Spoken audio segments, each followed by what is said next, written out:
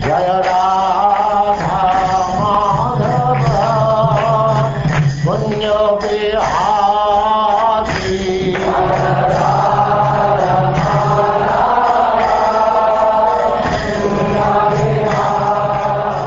And now Chapter 7.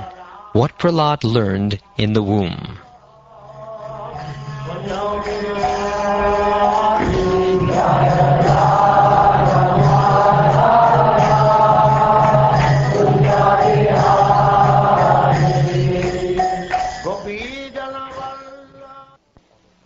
Narad Muni said, although Prahlada Maharaj was born in a family of Asuras, he was the greatest of all devotees. Having thus been questioned by his class friends, the sons of the Asuras, he remembered the words spoken to him by me and replied to his friends as follows. When our father Hiranyakashipu went to Mandarachala mountain to execute severe austerities, in his absence the demigods, headed by King Indra, made a severe attempt to subdue all the demons in warfare. He said, alas, as a serpent is eaten by small ants, so the troublesome Hiranyakashipu, who always inflicted miseries upon all types of people, has now been defeated by the reactions of his own sinful activities. Saying this, the demigods, headed by King Indra, arranged to fight the demons. When the great leaders of the demons, who were being killed one after another, saw the unprecedented exertion of the demigods in fighting, they began to flee, scattering themselves in all directions. Simply to protect their lives, they hastily fled from their homes, wives, children, animals, and household paraphernalia. Paying no heed to all these, the demons simply fled. The victorious demigods plundered the palace of Hiranyakashipu, the king of the demons, and destroyed everything within it. Then Indra, king of heaven, arrested my mother, the queen. As she was being led away, crying in fear like a kurari captured by a vulture, the great sage Narad, who at that time had no engagement, appeared on the scene and saw her in that condition. Narad Muni said, O Indra, king of the demigods, this woman is certainly sinless. You should not drag her off in this merciless way. O greatly fortunate one, this chaste woman is the wife of another. You must immediately release her. King Indra said, in the womb of this woman, the wife of the demon Hiranyakashipu, is the seed of that great demon. Therefore, let her remain in our custody until her child is delivered, and then we shall release her. Narad Muni replied, the child within is faultless and sinless. Indeed, he is a great devotee, a powerful servant of the Supreme Personality of Godhead. Therefore, you will not be able to kill him. When the great saint Narad Muni had thus spoken, King Indra, being respectful to Narad's words, immediately released my mother. Because of my being a devotee of the Lord, all the demigods circumambulated her. Then they returned to their celestial kingdom.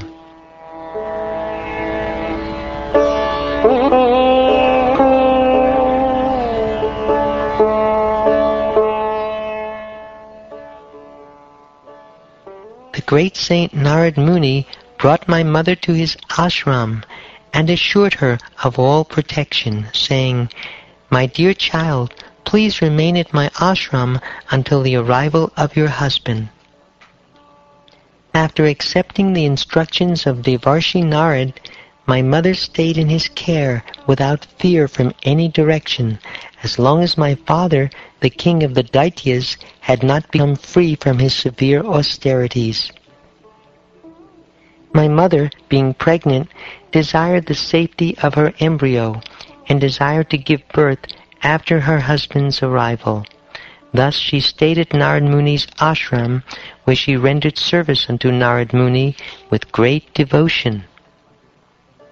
Narad Muni delivered his instructions both to me, who was within the womb, and to my mother, who was engaged in rendering him service. Because he is naturally extremely kind to the fallen souls, being in a transcendental position, he gave instructions on religion and transcendental knowledge. These instructions were free from all material contamination.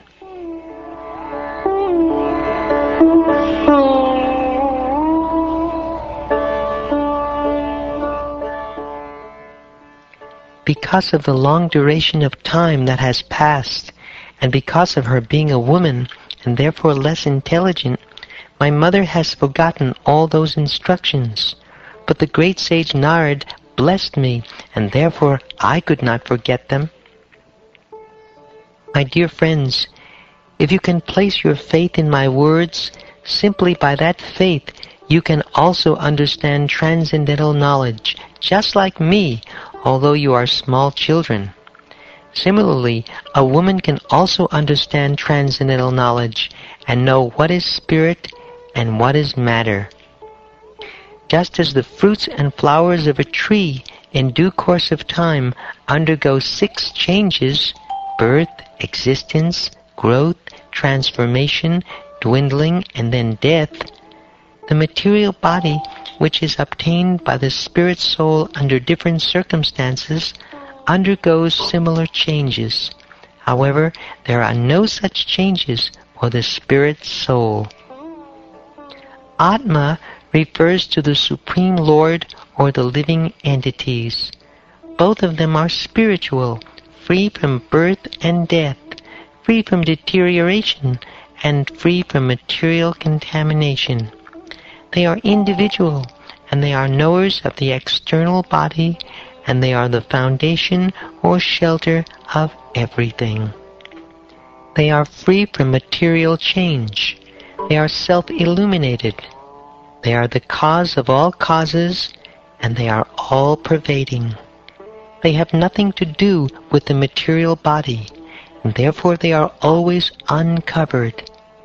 With these transcendental qualities, one who is actually learned must give up the illusory conception of life in which one thinks, I am this material body, and everything in relationship with this body is mine.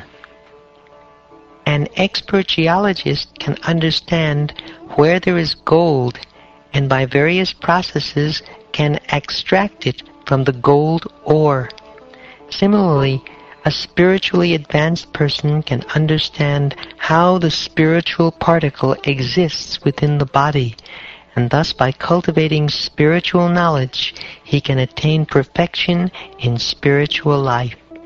However, as one who is not expert cannot understand where there is gold, a foolish person who has not cultivated spiritual knowledge understand how the spirit exists within the body. The Lord's 8 separated material energies, the 3 modes of material nature, and the 16 transformations, such as the 11 senses and the 5 gross material elements like earth and water, within all these, the one spiritual soul exists as the observer. Therefore, all the great acharyas have concluded that the individual soul is conditioned by these material elements. There are 2 kinds of bodies for every individual soul: a gross body made of 5 gross elements, and a subtle body made of 3 subtle elements. Within these bodies, however, is the spirit soul. One must find the soul by analysis, saying, this is not it, this is not it. Thus one must separate spirit from matter.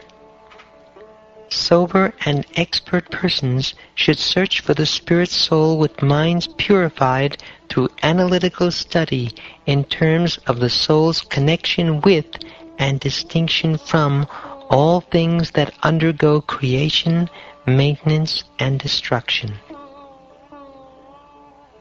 Intelligence can be perceived in 3 states of activity: wakefulness, dreaming, and deep sleep. The person who perceives these three is to be considered the original master, the ruler, the Supreme Personality of Godhead. As one can understand the presence of the air by the aromas it carries, so under the guidance of the Supreme Personality of Godhead, one can understand the living soul by these three divisions of intelligence.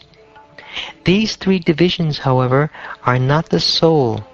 They are constituted of the three modes and are born of activities. Through polluted intelligence, one is subjected to the modes of nature, and thus one is conditioned by material existence. Like a dreaming state in which one falsely suffers, material existence, which is due to ignorance, must be considered unwanted and temporary.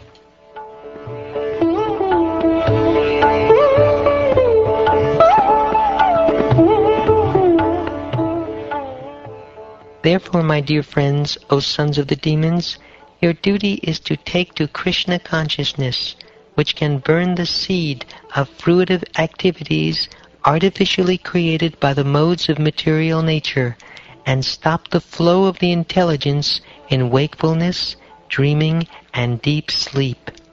In other words, when one takes to Krishna consciousness, his ignorance is immediately dissipated.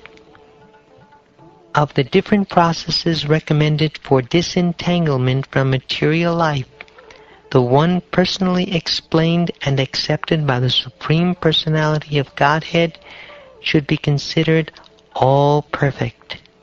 That process is the performance of duties by which love for the Supreme Lord develops.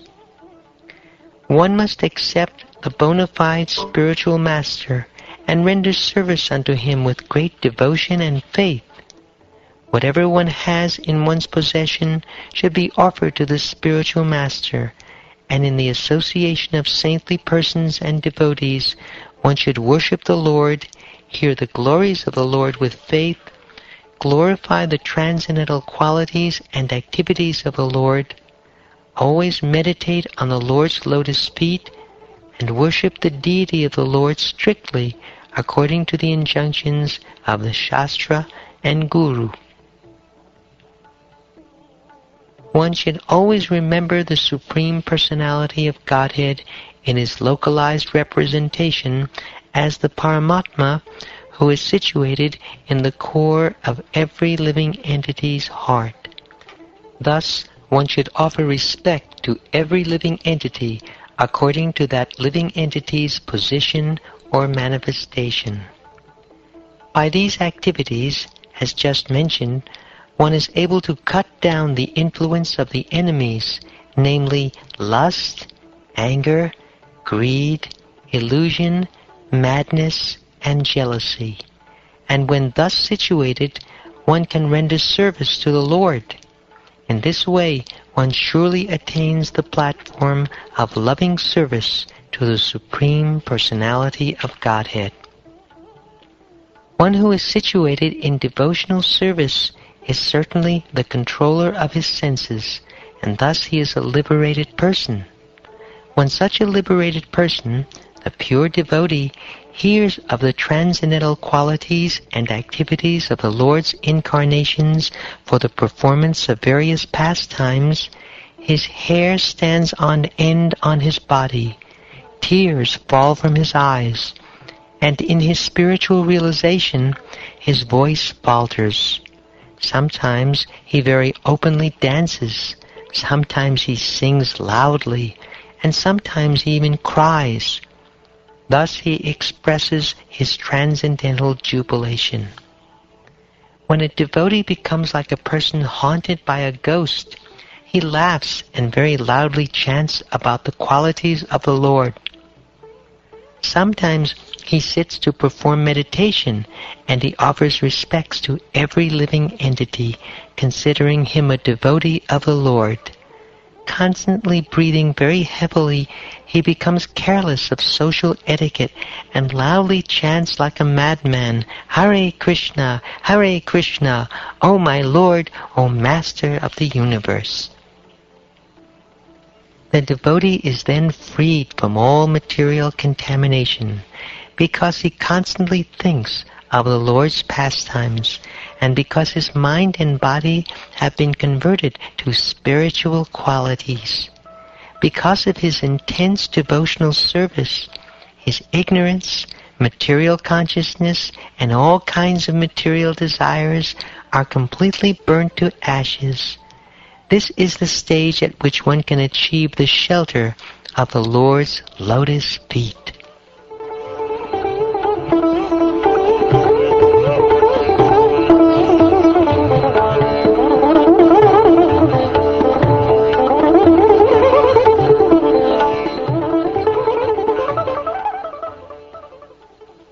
The real problem of life is the repetition of birth and death, which is like a wheel rolling repeatedly up and down. This wheel, however, completely stops when one is in touch with the Supreme Personality of Godhead. In other words, by the transcendental bliss realized from constant engagement in devotional service, one is completely liberated from material existence. All learned men know this. Therefore, my dear friends, O sons of the Asuras, immediately begin meditating upon and worshipping the Supersoul within everyone's heart.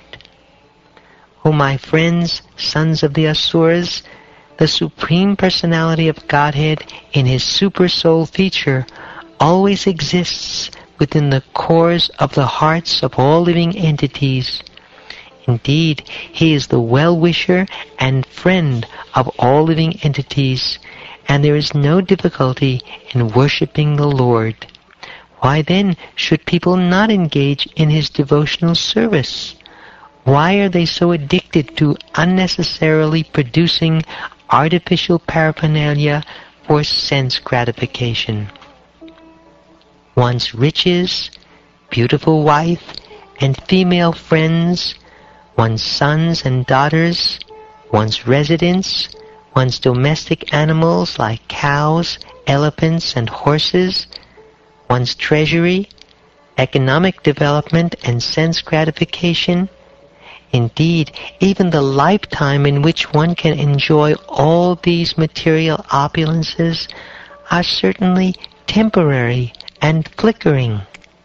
Since the opportunity of human life is temporary, what benefit can these material opulences give to a sensible man who has understood himself to be eternal? It is learned from Vedic literature that by performing great sacrifices, one may elevate himself to the heavenly planets.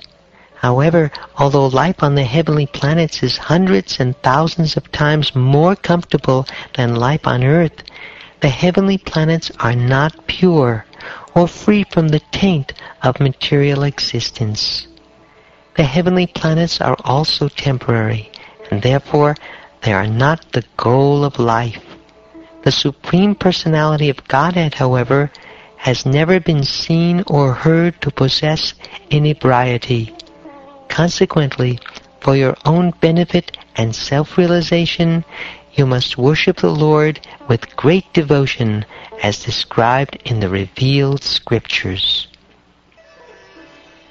A materialistic person, thinking himself very advanced in intelligence, continually acts for economic development. But again and again, as enunciated in the Vedas, he is frustrated by material activities, either in this life or in the next. Indeed, the results one obtains are inevitably the opposite of those one desires. In this material world, every materialist desires to achieve happiness and diminish his distress, and therefore he acts accordingly. Actually, however, one is happy as long as one does not endeavor for happiness. As soon as one begins his activities for happiness, his conditions of distress begin. A living entity desires comfort for his body and makes many plans for this purpose, but actually the body is the property of others. Indeed, the perishable body embraces the living entity and then leaves him aside. Since the body itself is ultimately meant to become stool or earth, what is the meaning of the paraphernalia related to the body, such as wives, residences, wealth, children, relatives, servants, friends, kingdoms, treasuries, animals, and ministers? They are also temporary. What more can be said about this? All this paraphernalia is very near and dear as long as the body exists, but as soon as the body is destroyed, all things related to the body are also finished. Therefore, actually, one has nothing to do with them, but because of ignorance, one accepts them as valuable.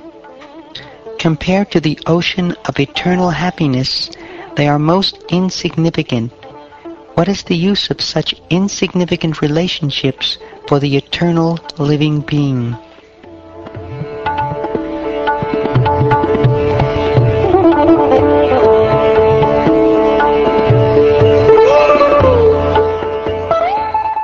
O my dear friends, O sons of the Asuras, the living entity receives different types of bodies according to his previous fruitive activities. Thus he is seen to suffer with reference to his particular body in all conditions of life, beginning with his infusion into the womb. Please tell me, therefore, after full consideration, what is the living entity's actual interest in fruitive activities which result in hardship and misery? The living entity who has received his present body because of his past fruitive activity may end the results of his actions in this life, but this does not mean that he is liberated from bondage to material bodies. The living entity receives one type of body, and by performing actions with that body, he creates another. Thus, he transmigrates from one body to another through repeated birth and death because of his gross ignorance. The four principles of advancement in spiritual life, Dharma, Artha, Kama, and Moksha, all depend on the disposition of the Supreme Personality of Godhead. Therefore, my dear friends, follow in the footsteps of devotees. Without desire, fully depend upon the disposition of the Supreme Lord. Worship Him, the Supersoul, in devotional service. The Supreme Personality of Godhead, Hari, is the soul and the supersoul of all living entities. Every living entity is a manifestation of his energy in terms of the living soul and the material body. Therefore, the Lord is the most dear, and He is the supreme controller. If a demigod, demon, human being, yaksha, Gandharva, or anyone within this universe renders service to the lotus feet of Mukunda, who can deliver liberation, he is actually situated in the most auspicious condition of life, exactly like us, the Mahajans. My dear friends, O sons of the demons, you cannot please the Supreme Personality of Godhead by becoming perfect Brahmins, demigods, or great saints, or by becoming perfectly good in etiquette or vast learning. None of these qualifications can awaken the pleasure of the Lord, nor by charity, austerity, sacrifice, cleanliness, or vows can one satisfy the Lord. The Lord is pleased only if one has unflinching, unalloyed devotion to Him. Without sincere devotional service, everything is simply a show. My dear friends, O sons of the demons, in the same favorable way that one sees himself and takes care of himself, take to devotional service to satisfy the Supreme Personality of Godhead, who is present everywhere as the Supersoul of all living entities.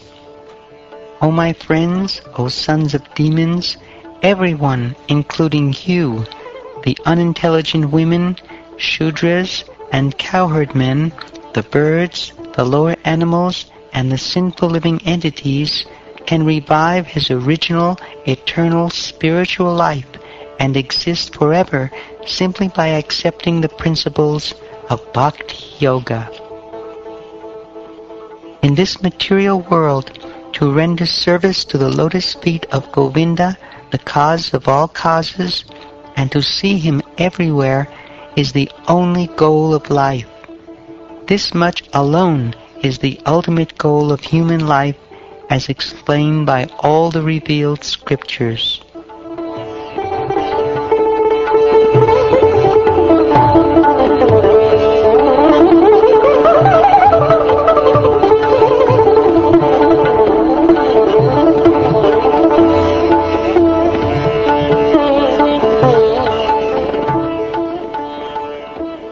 Thus ends the 7th chapter of the 7th canto of the Srimad Bhagavatam, entitled What Prahlada Learned in the Womb.